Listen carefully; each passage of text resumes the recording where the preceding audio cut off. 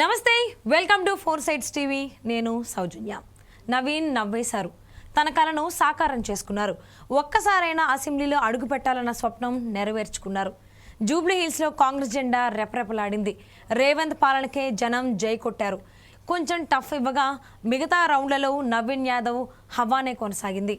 రౌండ్కు majority పెంచుకుంటూ వెళ్లారు. Jubilee hills చరిత్రలో ఎన్నడూ లేని విధంగా రికార్డు స్థాయి మెజారిటీ సాధించారు. అన్ని వర్గాల ప్రజలు హస్తం పార్టీకే మద్దతు పలికారు. జూబ్లీ హిల్స్ బైపోల్లో నవీన్ యాదవ్ గెలుపుతో అధికార కాంగ్రెస్ పార్టీకి మంచి బూస్ట్ వచ్చిందనే చెప్పాలి. విపక్షాల విమర్శలకు గెలుపుతో సమాధానం చెప్పారు సీఎం రేవంత్ రెడ్డి. బీఆర్ఎస్ నేతలు బాకీ కార్డులనే అస్త్రంగా మలుచుకుని ప్రచారం చేసినా ప్రజలు ఆదరించలేదు. నవీన్ యాదవ్కు లోకల్ సెంటిమెంట్ ఫ్యాక్టర్ బాగా పనిచేసింది.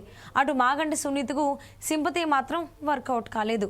ఒక్కసారి ఛాన్స్ ఇవ్వాలని కాంగ్రెస్ అభ్యర్థి చేసిన విన్నపం ప్రజలకు బాగా కనెక్ట్ అయింది. గతంలో 3 సార్లు పోటీ చేసి ఓడిపోయారు.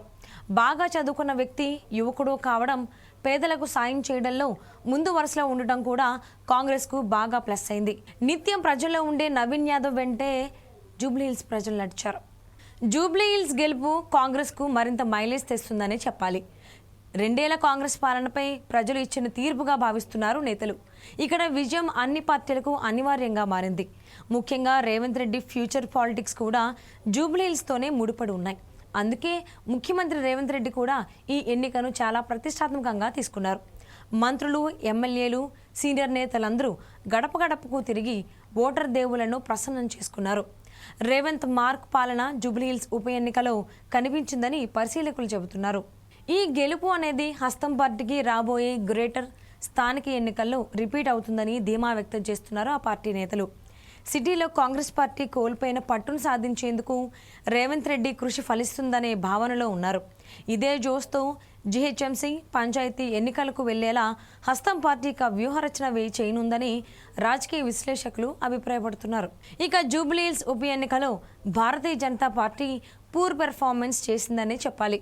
కేంద్ర మంత్రులు వచ్చి ప్రచారం చేసినా ఓట్ల రూపంలో మాత్రం మలుచుకోలేకపోయారు. ఆ పార్టీ అభ్యర్థి అయిన లంకల దీపక్ రెడ్డి ప్రజలను ఏమాత్రం ఆకర్షించలేకపోయారు. అటు ప్రజలతో మమేకం అవ్వడంలోనూ వెనుకబడ్డారనే చెబుతున్నారు పొలిటికల్ ఎక్స్పర్ట్స్. ఏది ఏమైనా కూడా జూబ్లీహిల్స్లో గెలుపు అనేది హస్తం పార్టీకి పెద్ద బూస్ట్ ఇచ్చిందనే చెప్పాలి.